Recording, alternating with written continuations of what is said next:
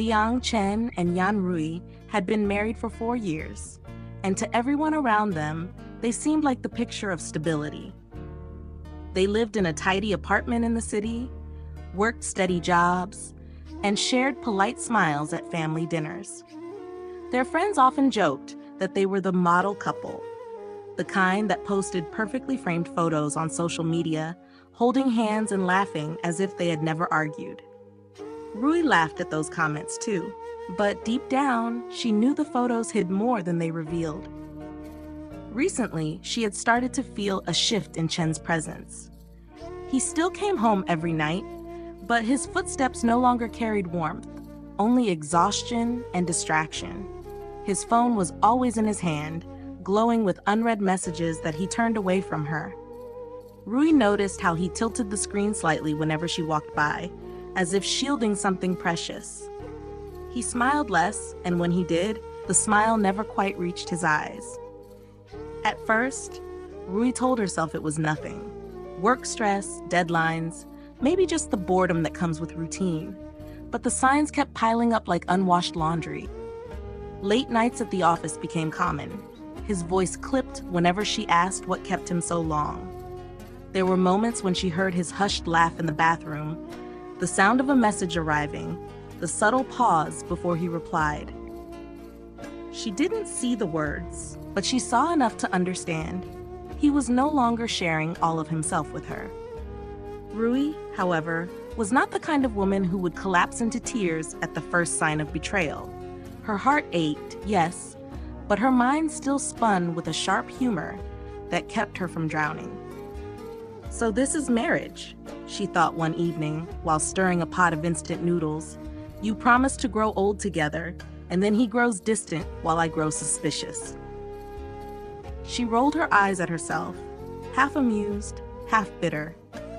When Chen texted that he'd be home late again, Rui typed back a short reply. Don't forget to eat. She pressed send and immediately shook her head. There I go. Still caring about a man who's probably caring about someone else. She spoke aloud to the empty kitchen, her voice light but her chest tight. That night, lying in bed alone, she stared at the ceiling and let her mind wander. She thought about how silly she must look, waiting for him like some heroine in a bad drama, the kind who doesn't realize the hero has already walked out of her story. But she also thought about justice, about fairness. If Chen was drifting away, she wouldn't beg. She had too much pride for that. Instead, she would wait, watch, and decide her next move carefully. After all, if love was becoming a lie, perhaps justice could become her new companion. One rainy evening, Rui left work earlier than usual, craving a warm bowl of soup from the little restaurant down the street. She walked in, shaking off her umbrella, only to freeze when her eyes landed on a corner table. There sat Liang Chen, leaning forward, his voice soft and his eyes lit in a way Rui hadn't seen in months. Across from him was a woman with long, carefully styled hair. Su Fei, the new colleague Rui had heard mentioned once or twice, but never thought twice about. Rui stood there for a moment, the absurdity of the scene hitting her like a poorly written cliché. She had to bite back a laugh. Of course, it would happen like this. She squared her shoulders, walked over, and placed her hand lightly on the table. Well, she said with a smile that could cut glass, this must be the business dinner you're always too busy to come home from. Chen's fork clattered against his plate. Su Fei blinked, her polished confidence slipping into awkwardness. Yan Rui, Chen started, his voice tight. This isn't what you think. Oh, please, Rui interrupted, pulling out the empty chair at their table and sitting down as if she had been invited. Do go on. I'd love to hear the official company-approved explanation for candlelight, wine, and that look you were just giving her. Maybe I'm too serious to understand. Su Fei cleared her throat, mumbling something about leaving, but Rui held up a hand. No, don't rush. If you're going to play the part, at least finish dinner. Food shouldn't go to waste just because hearts do. Chen's jaw tightened. He leaned closer, his voice low and strained. You always do this, Rui, always turning everything into some moral debate. You're too serious about life. You suffocate people. Rui arched an eyebrow. Ah, so that's the problem. I pay bills, cook meals, and remember your mother's birthday, but I forgot the most important duty, providing you with light-hearted entertainment while you flirt behind my back. My apologies. The silence between them thickened until even the sound of rain outside seemed louder than their breathing. Sufei shifted uncomfortably, excusing herself, and left the table. Chen watched her go, then turned back to Rui, his face full of irritation rather than guilt. Rui smiled, but it didn't reach her eyes. Don't worry, I won't make a scene. I'm not the type to throw water in your face. But do remember this conversation, Liang Chen. It might make an excellent opening chapter for the story I'm writing in my head. Later that night, Rui sat at her desk, notebook open, pen scratching across the page. She wrote with a kind of bitter amusement, turning her pain into sharp lines of commentary. Day 1, discovered husband feeding another woman noodles. He says, I'm too serious. I say, he's too ridiculous. At least the noodles looked better than my cooking. She paused, tapping her pen against the margin, then added, justice might take time, but sarcasm is immediate relief. She closed the notebook, a small smirk tugging at her lips. If Chen thought she would crumble quietly, he had married the wrong woman. Rui spent the following days in a fog, carrying herself through work and home like a machine. Yet inside her thoughts spun relentlessly. Each time Chen came home late with some flimsy excuse, she found herself standing at the sink, fingers curled around a glass, wondering if this was all marriage had to offer. A contract of endurance while love bled out quietly.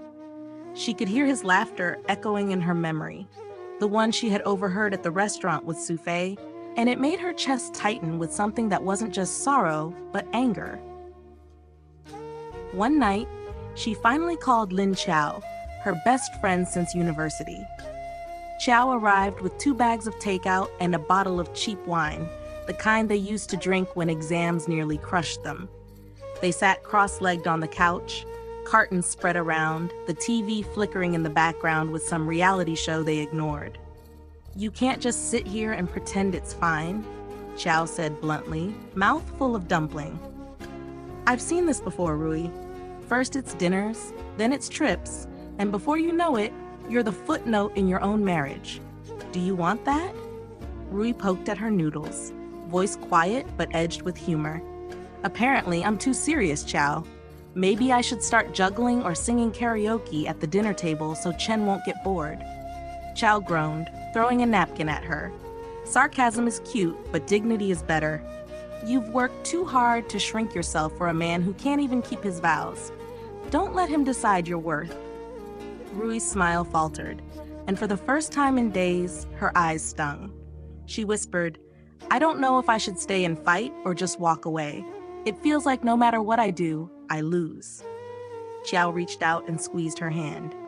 No, Rui, you don't lose if you choose yourself. You lose only if you let him walk all over you. If he loves another, then you should love yourself enough to demand justice. Rui's gaze sharpened at those words. Slowly she straightened as if a thread inside her had finally tightened.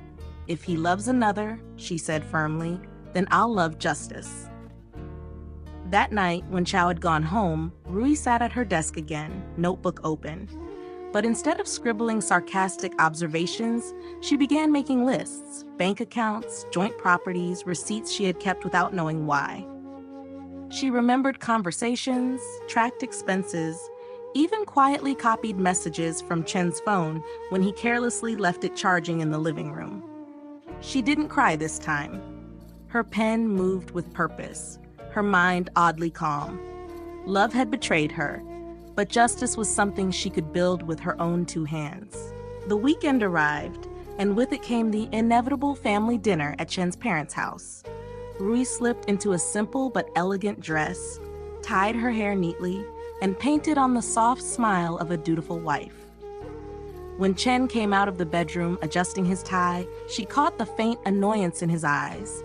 He knew she was acting, but he couldn't prove it. At the dinner table, Chen's parents welcomed Rui warmly, fussing over her as if she were their own daughter. "Rui, you look thinner. Are you working too hard? You must take care of yourself," his mother said, piling food into her bowl. "I try my best, mother," Rui replied sweetly, casting a glance at Chen. "It's not easy, though, when my husband is always so busy at work. Sometimes I eat alone and forget to finish the food. But of course, he's working hard for our family, aren't you, Chen?" Her tone was light, her words affectionate on the surface, but her eyes sparkled with quiet amusement. Chen stiffened, chopsticks pausing in midair. His father chuckled, oblivious. "Busy is fine, but don't forget the wife at home. Rui has been good to you." "Yes," Rui said with a little laugh, turning back to her bowl. "I'm sure he remembers that, most of the time." The table erupted in laughter, the elders taking it as a playful joke. Only Chen caught the sting beneath her words, and he pressed his lips together, saying nothing. Later, as dishes were cleared, Rui joined Chen's mother in the kitchen. The older woman leaned closer, lowering her voice. "I've heard things, Rui, about that woman, Sufei. Ignore the gossip. You are the wife of this family, and no one else can replace you." Rui's smile didn't falter. "Thank you, Mother. I have no worries. If there's one thing I believe in, it's that the truth always shows itself." Back in the dining room, Chen tried to steer the conversation toward his work, but Rui sat gracefully, adding little comments that made everyone laugh and left Chen red-faced. When he bragged about staying late at the office, she said smoothly, "Yes, he works late. Sometimes I wonder if he's married to his company instead of me. But who am I to compete with deadlines and colleagues?" Again, the elders laughed, thinking she was teasing. Chen's ears burned, his hand gripping his glass tightly. He wanted to snap, but how could he? To them, she was the perfect wife, gentle, respectful, supportive. If he exposed his anger, it would only make him look like the unreasonable one. Rui sat back in her chair, calm and composed, sipping her tea. Outwardly, she was the picture of patience and devotion. Inside, she felt a flicker of satisfaction. Let him stew in frustration. He had chosen betrayal, but she still held the stage. One quiet afternoon, Rui slipped out of the office during her lunch break and walked into a law firm tucked between two glass towers. The waiting room smelled faintly of coffee and polished wood, and for the first time in weeks, she felt a strange kind of peace. Sitting across from the lawyer, she laid out her story piece by piece. Late nights, hidden messages, the dinner with Sufei. She produced receipts, bank statements, and a small folder of neatly organized notes. The lawyer nodded thoughtfully, impressed by her preparation. Rui's voice didn't tremble once. When she left the office, she stood on the street for a moment, the city buzzing around her. Divorce sounded heavy, tragic, but to her it felt more like shedding a skin she had outgrown. She wasn't walking toward loneliness, she was walking toward clarity. Her lips curved into a small smile as she thought, "Men think they're hunters, but sometimes they're the prey. And I'm done being cornered." Meanwhile, Chen continued parading his affair like a teenager in love. He told colleagues Sufei was just a friend, yet showed up at cafes with her, laughing loudly as if daring the world to judge. He bought her little gifts, used the credit card Rui paid off every month, and came home smelling of perfume that wasn't his wife's. To him, Rui's silence was proof she was either too naive or too weak to fight. He had no idea that every careless move was another page in the file she was building against him. At home, Rui played her role to perfection, cooking simple meals and smiling faintly when Chen excused himself for late meetings. Once the door closed behind him, she would sit at her desk with her notebook, scribbling down her thoughts like diary entries. Observation: my husband believes romance is an excuse for betrayal. Conclusion: he mistakes recklessness for love. Recommendation: a court of law might remind him of the difference. Her sarcasm became her armor, and with each line she wrote, she felt lighter. Justice wasn't just about punishing Chen. It was about reclaiming herself. She would not leave quietly, carrying the weight of shame while he flaunted his new life. No, when she walked away, the truth would follow her out the door like a shadow stretching in daylight. As she closed her notebook one night, she looked at her reflection in the window and whispered, "This isn't just about divorce, it's about dignity." Her smile was calm, but her eyes were sharp with determination. Chen thought he held the power, but Rui had already decided she would leave. Yes, but not before showing everyone who he really was. The night Rui chose to confront him, she prepared dinner as usual. The table was set neatly, the dishes steaming, the aroma filling the small apartment. When Chen walked in, loosening his tie, he barely looked at her. He muttered something about being tired and reached for his phone. Rui watched him quietly, her hands folded in her lap. "Chen," she said evenly, "we need to talk." He didn't lift his eyes. "If this is about my schedule again, I'm exhausted. Can we not?" Rui tilted her head, her voice still soft. "It's not about your schedule, it's about Sufei." The name dropped between them like a stone in water. His head snapped up, eyes narrowing. "What about her?" "I've seen you with her. The dinners, the messages, the way you look at her," Rui continued, her tone calm but unyielding. "I'm not blind. I just stopped pretending." His chair scraped back as he stood abruptly. "You always do this," he snapped, his voice sharp. "You turn everything into an accusation. You've been so cold, Rui, so serious. Do you even know how to love anymore? Or are you just obsessed with rules and appearances?" Rui met his anger with stillness. She rose slowly, her eyes steady on his. "Maybe I am cold," she said, her voice quiet but clear. "Maybe I am serious, but let me tell you this, Liang Chen. I may not be the woman you love, but I'll be the woman who teaches you justice." He opened his mouth to retort, but she didn't give him the chance. From the sideboard, she pulled out an envelope she had prepared days before. She placed it gently on the table between them, the way one might set down a final offering. The words on the front were simple: divorce agreement. For a moment, silence swallowed the room. Chen stared at the envelope as if it might burn him. His face hardened, anger and disbelief flickering in his eyes. Rui, however, felt no tremor in her hands. She looked at him one last time, her expression calm, almost detached. "This is not a threat, Chen. It's a conclusion," she said. "You wanted freedom. I'm giving it to you. But don't mistake my silence for weakness. I stayed long enough to understand the truth. Now, I'll leave with my dignity intact." With that, she turned away, leaving him standing there with the envelope still unopened. The sound of her footsteps down the hallway echoed like the closing of a door that would never reopen. Sufei's patience wore thin quickly. The thrill of secrecy had faded, and now she wanted legitimacy. One evening, Rui heard from a mutual acquaintance that Sufei had been spotted storming out of a cafe, scolding Chen loudly enough for strangers to hear. The message was clear: divorce her now or lose me. Chen, cornered between a restless lover and a wife who refused to crumble, grew more irritable by the day. When the court date finally arrived, Rui walked into the room with a quiet confidence that unsettled him. She wore a simple suit, hair tied neatly, her notebook tucked under her arm.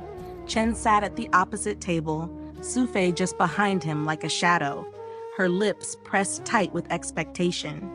He expected Rui to look broken, to beg, or at least to falter. Instead, she sat down gracefully, nodded at the judge, and opened her file.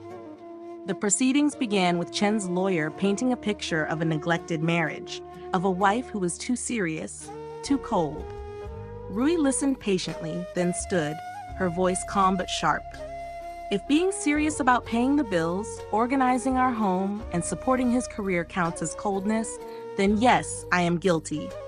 I am as guilty as every woman who works twice as hard to keep a family running while her husband entertains himself elsewhere."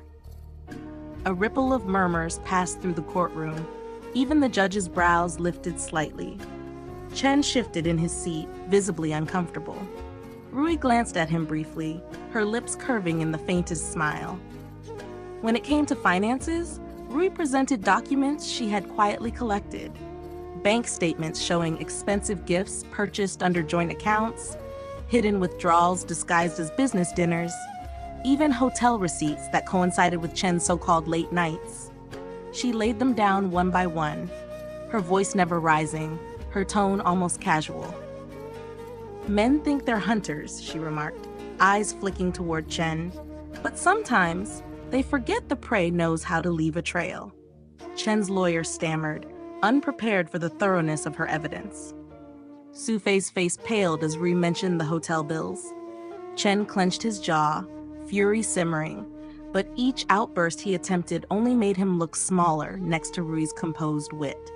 By the end of the session, Rui had claimed her rightful share of the property and assets without raising her voice once. Her arguments were precise, her humor biting but never cruel.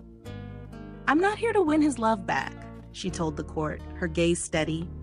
"I'm here to win back my self-respect and what is rightfully mine." The judge nodded approvingly, ruling in her favor on several points. Rui gathered her documents calmly, ignoring Chen's glare and Sufei's panicked whispering. As she walked out of the courtroom, the air around her felt lighter. She didn't just survive the battle, she had rewritten the ending. Rui moved out quietly, taking only what was hers and what she needed. The new apartment was small, tucked above a convenience store on a noisy street, but it was hers alone. The first night she slept there, the air smelled faintly of fresh paint and dust, and she laughed to herself when the pipes rattled so loudly she thought someone was knocking. "Perfect," she muttered, curling up under a thin blanket. "I traded betrayal for bad plumbing. I'll take it." Life became simpler, though sometimes hilariously so. She bought instant noodles in bulk, stacking them on her kitchen shelf like treasures. One rainy evening, she walked home carrying 2 bags of groceries, drenched from head to toe because she had forgotten an umbrella. She looked down at her soggy shoes and burst out laughing in the empty hallway. "Yan Rui, the glamorous ex-wife," she whispered, water dripping from her hair, sponsored by cheap noodles and wet socks. But beneath the humor, there was freedom. No more waiting for a husband to come home. No more forcing herself to smile at family dinners. She could eat at midnight, sing off-key in the shower, or leave dishes in the sink without anyone judging her. Loneliness crept in sometimes, but it was a loneliness she chose, and that made it bearable. It was Lin Chao who pushed her toward something more. Over hot pot one weekend, Chao leaned across the table, eyes gleaming. "You know, Rui, you've got the brains and the guts. Why not use them to help other women like you? Not everyone can fight the way you did." Rui thought about it, chopsticks hovering. She had spent weeks collecting evidence, building her case, defending herself with wit when everyone expected silence. Maybe Chao was right. "Justice shouldn't just be my story," she said softly. "It should be a choice for anyone who needs it." So she began volunteering at a small legal aid center, sitting with women who had similar stories. Wives left behind, partners cheated, mothers abandoned. She listened, shared advice, even lent her sarcastic humor when tears grew heavy. "Men like to think they're magicians," she once told a trembling client.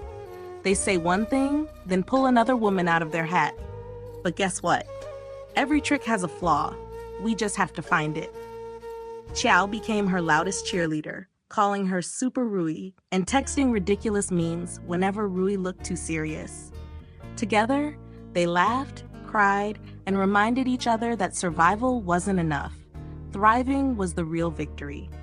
Each small step, whether it was a bowl of instant noodles eaten in peace or a woman leaving the center with new courage, stitched Rui's life back together. It wasn't perfect, but it was hers, and for the first time in years, that felt like enough. Chen's new life with Sufei quickly lost its shine. At first, he thought freedom meant late nights and whispered laughter, but the bills stacked higher than the wine glasses.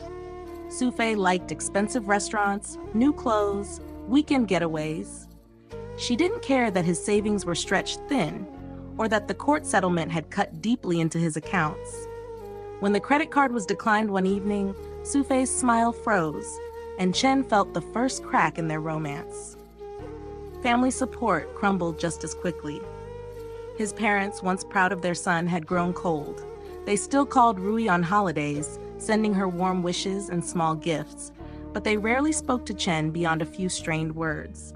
His mother scolded him openly, saying, "You threw away a diamond for broken glass." Sufei, overhearing, had stormed out of the house, vowing never to return.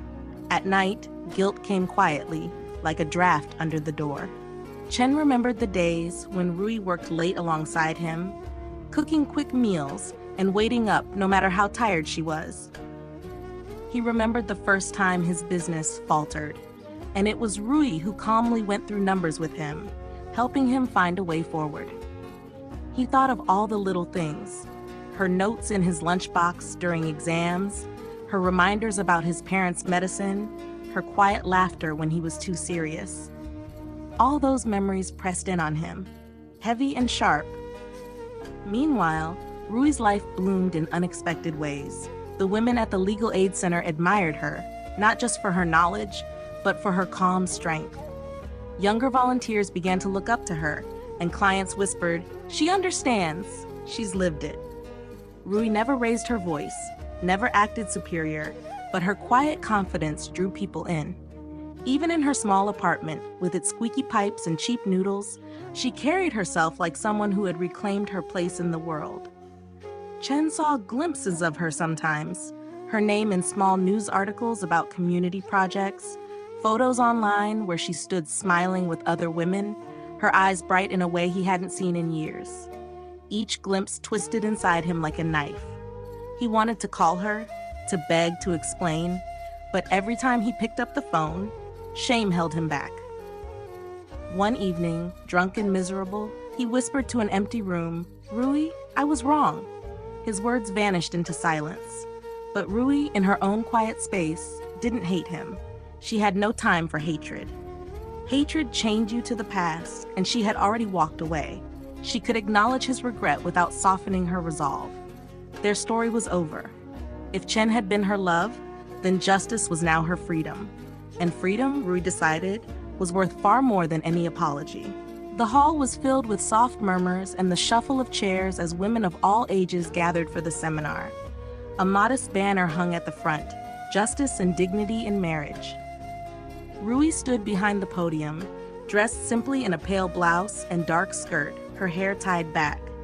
She looked calm, approachable, not like someone about to deliver a fiery speech, but like a woman ready to share a story. When she began speaking, her voice was steady. "I am not here as an expert," she said, scanning the room with gentle eyes. "I am here as someone who once believed love could fix everything, and when love betrayed me, I thought I had lost myself. But I discovered that justice, choosing fairness, choosing dignity, was what brought me back." The audience leaned in, listening. Rui didn't cry, didn't dramatize. She shared simple details. The loneliness of waiting for someone who would never come home on time, the sting of realizing her loyalty wasn't returned, and the fear of standing in a courtroom facing the man she once trusted. Yet she spoke of it without bitterness. Instead, she smiled faintly and said, "In those moments, I also found strength I didn't know I had. If you ask me what saved me, I'll tell you it wasn't revenge. It was justice. It was remembering that my worth was never up for negotiation." Among the crowd sat Liang Chen, unannounced and unnoticed. He had come quietly, slipping into the back row, his hands folded tightly in his lap. From where he sat, he could see Rui clearly, her calm presence radiating through the room. He listened to every word, his chest tightening as he realized how blind he had been. This was the woman who once stood by him, who had carried their life together with grace, and he had let her go. When the seminar ended, the hall erupted in applause. Women wiped their eyes, some hugged each other, others walked up to Rui to thank her. She smiled warmly, offering encouragement, her laughter ringing softly when Lin Chao teased her about becoming a celebrity for justice.